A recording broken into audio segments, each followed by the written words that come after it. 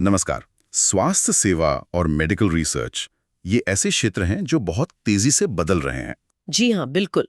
और इस बदलाव के पीछे एक बड़ी वजह है मशीन लर्निंग, यानी एमएल। हाँ, और आज हमारे पास डिजिटल लर्निंग का एक लेख है, तो हम इसी के जरिए समझने की कोशिश करेंगे कि एमएल असल में कैसे इस फील्ड में क्रांति ला रहा है। बिल्कुल।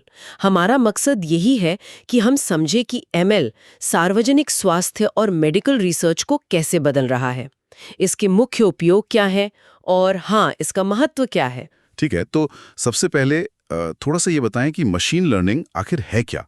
मतलब बहुत सुनते हैं इसके बारे में। हाँ, जरूर। देखिए, मशीन लर्निंग असल में आर्टिफिशियल इंटेलिजेंस एआई का ही एक हिस्सा है। अच्छा। इसमें कंप्यूटर सिस्टम्स को इस तरह बनाया जाता है कि वो डेटा से खुद सीख सकें, मतलब बिना अलग से प्रोग्राम किए। ओके। स्वास्थ्य सेवा में इसका मतलब है कि हम बहुत सारे हेल्थ डेटा को एनालाइज कर सकते हैं और इससे फिर बीमारियों का जल्दी पता लगाने में, बेहतर इलाज तय करने में और यहाँ तक कि पब्लिक हेल्थ से जुड़े फैसले लेने में भी मदद मिलती है। समझ गया। तो ये सिर्फ किताबी बातें नहीं है, असल में इस्तेमाल हो रहा है। जी बिल्कुल। तो चलिए सार्वजनिक स्वास्थ्य से शुरू करते हैं। लेख में बताया गया है कि कैसे एमएल बीमारियों पर नजर रखने या उनके फैलने का अंदाजा लगाने में मदद कर रहा है। ये तो काफी दिलचस्प लगता है। हाँ, और ये बहुत जरूरी भी है। आप सोचिए, एमएल क्या कर सकता है। वो अस्पतालों के रिकॉर्ड्स, लैब रिपोर्ट्स, यहाँ तक कि सोशल मीडिया पर क्या चल रहा है, इस सब डेटा को रियल टाइम में देख सकता है, एनालाइज कर सकता है। अच्छा। और इससे वो कोई भी असामान्य पैटर्न, जैसे कोई बीमारी अचानक बढ़ रही हो, उसे पकड़ सकता है और अधिकारियों को पहले ही आगाह कर सकता है। वाह। लेख में ब्लू डॉट का उदाहरण भी है। उन्होंने डब्ल्यूएचओ की घोषणा से भी पहले कोविड-19 के फैलने का अंदेशा जताया था, एमएल का ही इस्तेमाल करके। कमाल है, ये तो बिल्कुल जैसे कोई जासूस हो जो चुपके से पैटर्न ढूंढ निकाले। हाँ, कुछ वैसा ही समझ लीजिए। और लेख में महामारी विज्ञान मॉडलिंग का भी जिक्र था, वो क्या है? जी, मॉडलिंग से अधिकारियों को ये समझने में मदद मिलती है कि अगर वो कोई कदम उठाते हैं, जैसे मान लीजिए लॉकडाउन लगाना है या कोई टीकाकरण अभियान चलाना है, तो उसका असर क्या होगा। अच्छा, मतलब प्रभाव का अनुमान लगाना। बिल्कुल। इससे वो बेहतर, ज्यादा असरदार नीतियां बना सकते हैं और ये आबादी में हेल्थ रिस्क का अंदाजा लगाने में भी मदद करता है, ताकि संसाधन सही जगह पहुंचे। हाँ, ताकि जो जरूरी संसाधन है वो सही जगह, मतलब जहां ज्यादा जोखिम है, वहां लगाए जा सकें। समझ गया। ये तो हुई पब्लिक हेल्थ की बात। अब मेडिकल रिसर्च की तरफ आते हैं। लेख में दवा खोजने की प्रक्रिया का जिक्र है। लगता है एमएल यहाँ भी बहुत कुछ बदल रहा है। बिल्कुल। आप सोचिए, पारंपरिक तरीके से एक नई दवा खोजना और उसे बाजार तक लाना, इसमें सालों लग जाते हैं, दशक भी लग सकते हैं। हाँ, और पैसा भी बहुत लगता है। अरबों डॉलर्स। एमएल इस पूरी प्रक्रिया को छोटा कर सकता है, तेज कर सकता है। कैसे?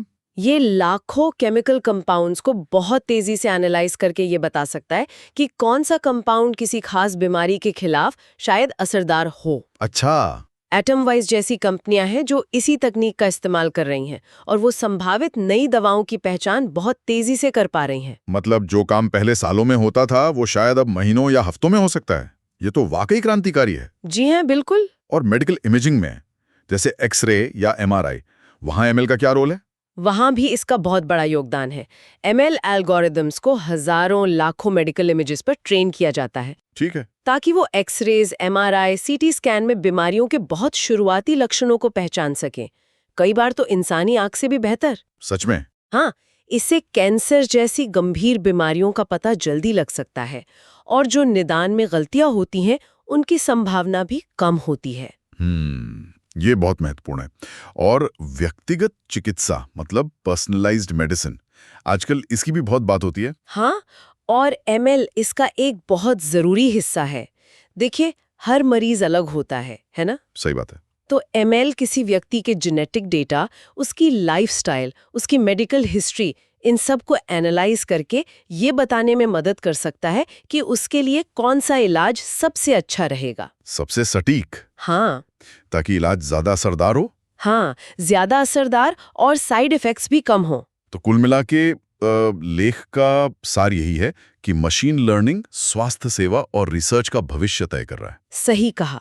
मुख्य बात यही है कि एमएल सिर्फ कोई टेक्निकल शब्द नहीं है, ये एक ऐसा टूल है, एक ऐसा औजार है जो डेटा को बेहतर तरीके से समझने में मदद कर रहा है। निदान को सटीक बना रहा है, स्वास्थ्य के रुझानों का अनुमान लगा रहा है, मतलब ये हेल्थ केयर की सीमाओं को आगे बढ़ा रहा है। और जो छात्र या पेशेवर नर्सिंग, पब्लिक हेल्थ या मेडिकल फील्ड में है, उनके लिए ये सब समझना क्यों जरूरी है? देखिए, उनके लिए ये जानना बहुत जरूरी है कि उनका अपना क्षेत्र कैसे बदल रहा है। एमएल की समझ होगी तो न सिर्फ उनका अकादमिक काम जैसे रिसर्च वगैरह बेहतर होगा, बल्कि भविष्य में उनके करियर के लिए भी नए रास्ते खुलेंगे डेटा आधारित स्वास्थ्य सेवाओं में। बिल्कुल सही। तो चलिए, आज की एक गहरी चर्चा यहीं समाप्त करते हैं, लेकिन श्रोताओं के लिए एक विचार छोड़ जाते हैं जी। मशीन लर्निंग डेटा पैटर्न पर बहुत निर्भर करता है ना? लेकिन तब क्या होता है जब डेटा में ही सामाजिक पूर्वाग्रह या स्वास्थ्य संबंधी असमानताएं मौजूद हो? हम ये कैसे सुनिश्चित कर सकते हैं कि एमएल से मिलने वाले स्वास्थ्य परिणाम सिर्फ तेज ही नहीं, बल्कि निष्पक्ष भी हों?